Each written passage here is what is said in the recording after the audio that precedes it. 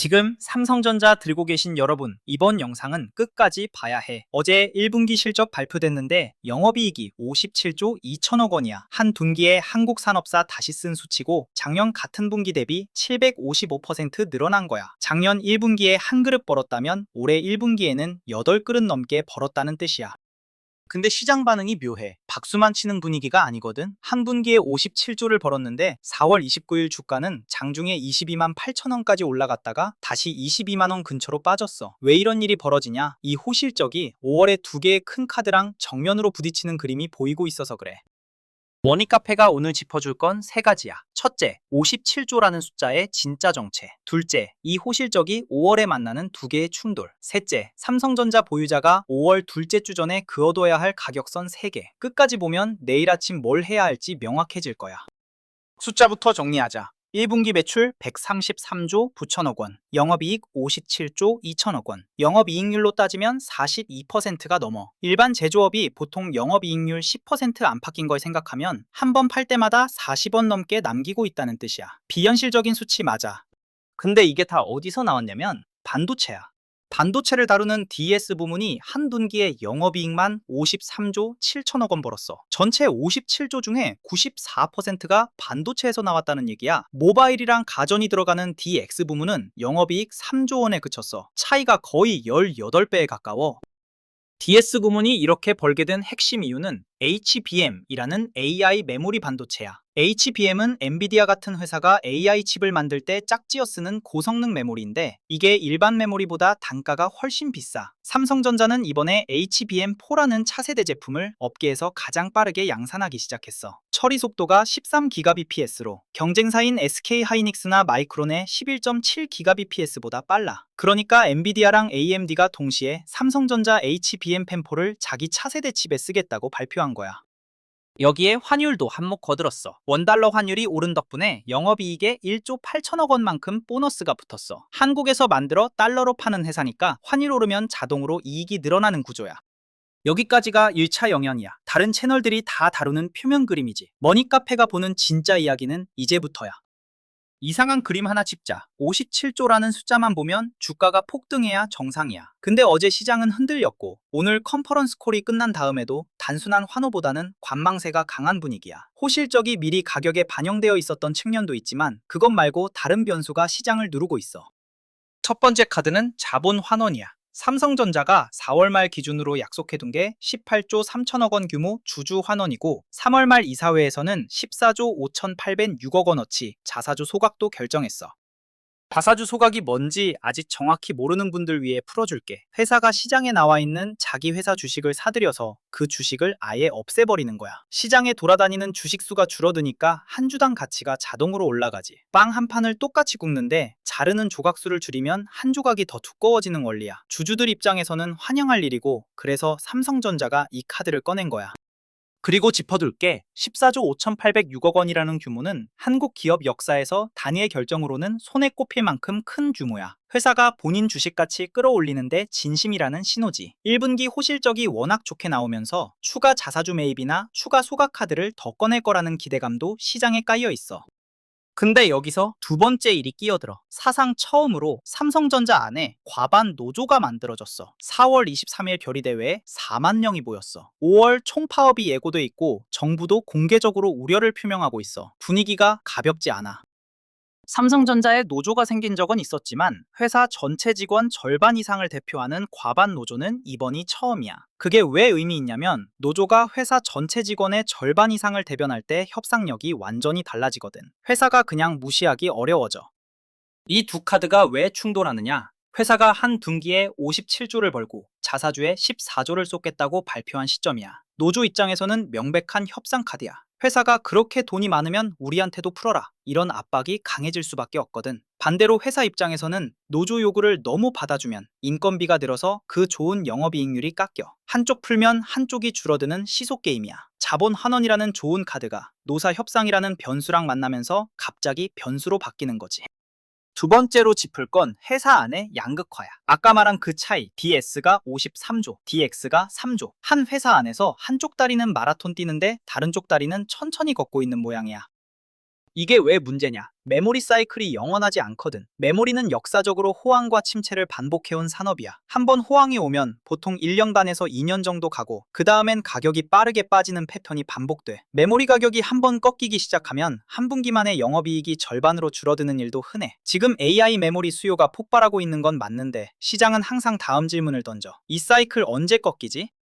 지금 PER이 33.59배야. PER이라는 건 쉽게 말하면 회사가 1년에 버는 이익의 몇 배 가격으로 주식이 거래되고 있느냐는 지표야. 같은 업종 평균이 27배인데 삼성전자는 그보다 높아. 이게 의미하는 건 시장이 다음 분기, 그 다음 분기 호실적까지 어느 정도 가격에 미리 반영해뒀다는 뜻이야. 실제로 삼성전자 주가가 지난 1년 동안 291% 올랐었어. 거의 4배 가깝게 뛴 거지.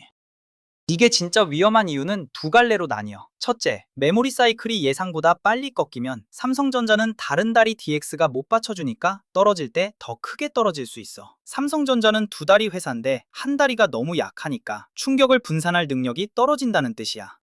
둘째, 사이클이 꺾이지 않더라도 5월 노사 협상이 길어지면 평택 공장 일부 라인 가동률이 흔들릴 가능성이 있어. 삼성전자 메모리 라인은 한번 멈추면 다시 정상화되는데 시간이 오래 걸리는 구조야. 반도체 공장은 식당처럼 그날 닫고 다음날 다시 여는 게 아니거든. 가동률이 한번 흔들리면 분기 실적에 직접 영향이 와. 머니카페가 짚는 건 이거야. 1차 영향만 보면 57조는 좋은 뉴스야. 그런데 2차 파급으로 들어가면 자본 환원이라는 좋은 카드가 노사 협상이라는 변수랑 만나서 결국 사업부 양극화 문제를 더 도드라지게 만들 가능성이 가장 높아. 다만 짚고 가야 할 게 하나 있어. 이 분석이 빗나가는 조건이야. 만약 5월 총파업이 결의대회 수준의 시위로만 끝나고 실제 가동 중단이 없으면 이 분석은 적용 안 돼. 그땐 단기적으로 호실적 그림이 그대로 유지될 가능성이 크다는 뜻이야. 분석은 어디까지나 가능성이고 행동 지침은 그걸 전제로 깔고 짜야 해. 이 점 꼭 기억해둬. 이제 행동 지침으로 넘어가자. 시나리오를 셋으로 나눠서 갔어. 각 시나리오마다 주가가 어디로 가고 그때 어떻게 행동해야 하는지 같이 짚어줄게. 시나리오 1번, 노사가 단기 합의로 끝나는 경우 머니카페가 본 가장 가능성 높은 그림이야. 회사가 자사주 소각 추가 발표를 카드로 꺼내면서 노조랑 협상 테이블에서 합의점을 찾는 시나리오지. 이 경우 시장은 안도랠리로 반응하고 주가는 23만원 위로 신고가 시도하게 돼. 이때 행동은 들고 있는 분은 그대로 가져가도 돼. 다만 신고가 돌파 후엔 단기 차익 욕구가 커지니까 분할 이절 라인을 미리 그어도. 보유 물량의 3분의 1은 23만원, 3분의 1은 24만원, 나머지 3분의 1은 길게 가져가는 식으로 나눠두면 마음 편해. 한꺼번에 다 팔면 그 다음 더 오를 때 후회하고 한꺼번에 다 들고 있으면 빠질 때 후회하니까 그 가운데를 가는 거야. 여기서 한 가지 주의할 게 있어. 이 시나리오가 현실화되어도 사이클 의심은 별개로 굴러가. 신고가 갱신 후에 메모리 가격 동향이 흔들리는 신호가 보이면 그땐 분할 이절 비중을 더 늘려야 해. 호실적이 더 오랫동안 이어질 거라는 안일함은 위험해. 시나리오 2번, 타업이 짧게 일어나고 협상 타결되는 경우 며칠에서 일주일 정도 라인 가동률이 흔들리고 그 후 정상화되는 그림이야. 이 경우 단기 변동성이 커. 22만원 깨고 20만원 가까이 빠질 수도 있어. 다만 협상 타결 발표 직후엔 빠르게 회복하는 패턴이 반복됐어. 이때 행동은 보유자는 20만원 라인을 손절 라인이 아니라 추가 매수 라인으로 봐. 회사 체력은 그대로니까. 무서운 거 알아. 빨간불 가득한 화면에서 더 사라는 말이 마음 편할 리 없지. 근데 이 회사가 한 분기에 57조 버는 회사라는 건 변하지 않아. 일시적 노이즈로 빠지는 구간을 분할 매수 기회로 보는 거야. 추가 매수도 한 번에 다 들어가지 말고 나눠서 들어가. 20만원에서 한 번, 19만원에서 한 번, 18만원에서 한 번. 이렇게 나눠두면 어디서 바닥이 잡혀도 평균 단가가 나쁘지 않게 잡혀. 한 번에 다 들어갔다가 더 빠지면 그 후로 계속 마음이 흔들려. 분할 매수의 진짜 목적은 평균 단가 낮추는 게 아니라 본인 마음 흔들지 않는 거야.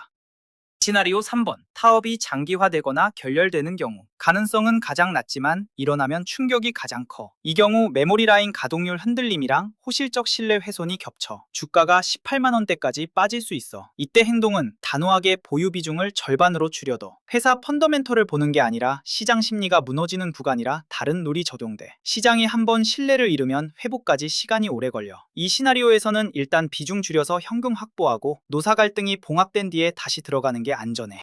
언제 재진입하느냐? 노조랑 회사가 협상 타결 발표를 공식적으로 내고 그 후에 한 주 정도 주가가 횡보하면서 추가 매도세가 나오지 않는 걸 확인한 다음에 들어가. 빠질 때 따라 들어가는 게 아니라 바닥 따지는 신호 보고 들어가는 거야. 하루 이틀 반등 보고 들어갔다가 한 번 더 빠지면 손절 라인 흔들리니까 인내심 가지고 신호 기다려.